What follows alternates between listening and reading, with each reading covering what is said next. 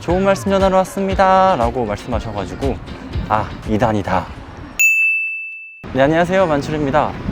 네, 오늘의 이야기는 제가 이단 만났을 때 그 썰을 한번 풀어드릴게요. 여러분, 이단 만나신 적 있으시나요? 제가 대학생 때였는데요. 그날 학교에 수업이 없는 거예요. 그래서 집에 누워 있었는데 누가 밖에서 똑똑 그러는 거예요. 그래서 누구세요? 하고 나갔는데 좋은 말씀 전하러 왔습니다 라고 말씀하셔가지고 이단이다. 근데 그 당시에 저는 되게 믿음이 엄청 막 불타오르고 있을 그때였거든요. 그리고 제가 그때 이단에 되게 관심이 많아가지고 이단에 대해서 공부를 되게 많이 했던 때였어요. 그래서 이단이 오면은 나는 이렇게 다 반박해야지 라고 생각을 하고 있던 시기였는데 누군가 좋은 말씀을 전하러 왔네. 오케이, 이제 실전인가? 이렇게 생각하고 문을 열었는데 그 여자분 2명이 딱 서 계시더라고요. 그래서 하시는 이야기를 계속 들었어요. 그렇게 듣다 보니까 제가 공부하던 그 이단이더라고요. 그래서 저는 더 경청했어요.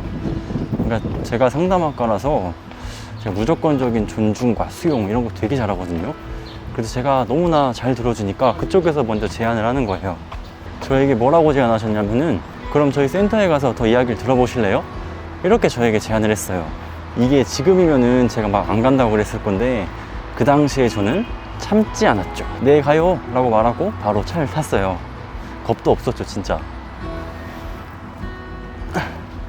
네, 여러분 절대로 따라하지 마세요. 그런 거는 진짜 안 돼요. 차를 타고 한 20분 갔나? 센터에 도착해가지고 어떤 소그룹실로 저를 데려가더니 커피를 주면서 자기네들 교리를 막 설명하기 시작하더라고요. 영상도 보여주고 PPT도 보여주고 막 열심히 설명을 저에게 해줬어요. 그들의 목적은 저를 그곳에 등록시키는 거겠죠. 근데 저는 그때 흔들리지 않았어요. 그리고 그 미혹의 영이란 게 저에게 언제 들어올지 모르니까 계속 대적 기도를 하면서 저들이 말하는 그 교리에 대해서 반박하려고 머릿속으로 계속 생각을 했어요. 그리고 저는 기도를 했어요. 하나님, 제가 여기서 어떤 말을 해야 될까요? 내가 어떻게 말을 해야 저들이 정말 진짜 하나님을 믿고 다시 돌아올 수 있을까요? 내가 어떻게 저들을 전도할 수 있을까요? 지금 바로 저에게 지혜 주셔서 내가 저들을 전도할 수 있도록 제 입술을 주관해 주세요. 이렇게 속으로 기도를 마치고 좀 전투적인 마음, 이 마음을 품고 제게 교리를 전하고 있는 그 사람의 눈을 딱 쳐다봤거든요. 그런데 그때 하나님은 제 입술을 주관하지 않으시고 제 마음을 주관하시더라고요. 이게 어떤 말이냐면 갑자기 그분이 조금 불쌍해 보였어요. 이게 어떻게 보면 저 사람의 잘못이 아니잖아요. 누군가 저 사람에게 잘못된 복음을 전했고 그 잘못된 복음으로 인해서 잘못된 길로 가고 있는 거잖아요. 근데 저는 그 사람에게 사랑으로 복음을 전하려고 하는 게 아니라 어떻게든 저 논리들을 깨부시려고, 그러니까 마치 좀 전쟁을 준비하는 사람? 좀 미워하는 마음을 많이 갖고 있었던 것 같아요. 그런데 여러분도 아시다시피 그 복음이란 게 싸워서 이긴다고 그 사람에게 전해지는 게 아니잖아요. 맞죠?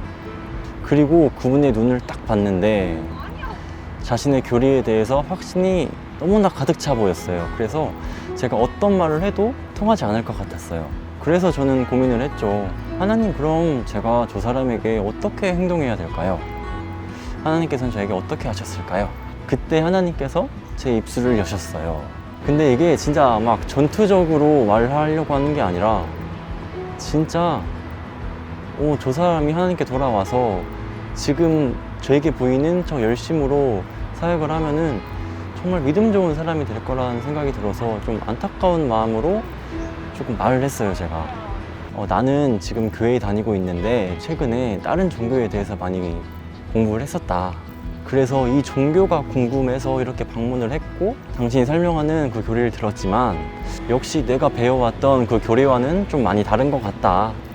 그리고 나는 이해할 수가 없다, 이 교리를. 이렇게 말하니까 그분이 좀 많이 당황을 하셨어요. 그리고 이단은 자신들의 교리에 반박하는 사람들에게 또다시 반박을 하는 그런 가이드라인?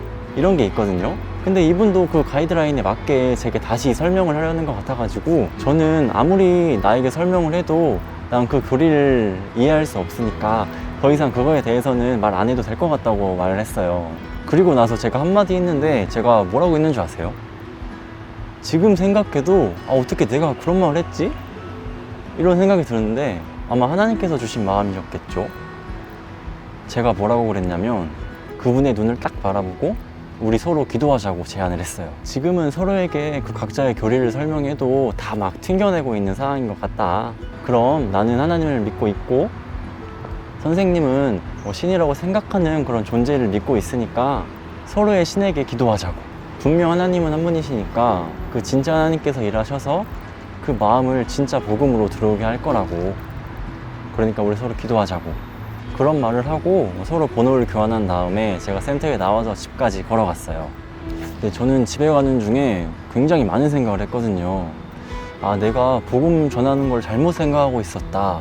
이게 주입식 복음이 아니라 진짜 사랑으로 복음을 전해야 되는데 나는 그 센터에 가는 차를 탈 때부터 싸우고자 하는 마음으로 복음을 전하려고 했던 게 생각이 나가지고 그냥 되게 마음이 좋지 않았어요. 물론 그렇게 논리를 꽤 부시고 복음을 전하는 것도 필요해요. 근데 그게 저하고는 조금 안 맞았던 것 같아요.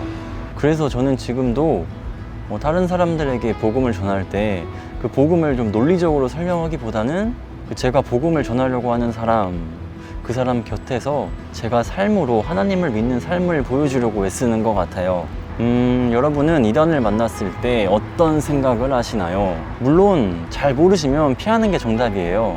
그리고 저처럼 절대 따라가면 안 돼요. 그런데 너무 믿게만 보지 않으셨으면 좋겠어요. 어쩌면 하나님도 그 사람들을 보면서 좀 안타까워 하실 거니까요. 그리고 이단을 만났을 때 절대 막 이야기도 하지 마시고 전단지도 받지 마시고 또 막 심리 테스트 이런 거 하지 마시고 또 막 영상 같은 거 보지 마시고 또 막 진짜 저처럼 따라가시면 절대 안 되고요.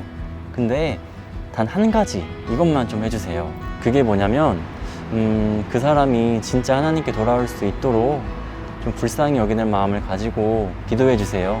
여러분이 기도하시면은 분명히 하나님께서 그들에게 역사하실 겁니다. 꼭 기도해 주세요. 네, 오늘도 제 묵상을 들어주셔서 감사합니다. 다음 주에도 좋은 묵상으로 다시 찾아오겠습니다. 그럼 그때까지 믿음 지키고 샬롬.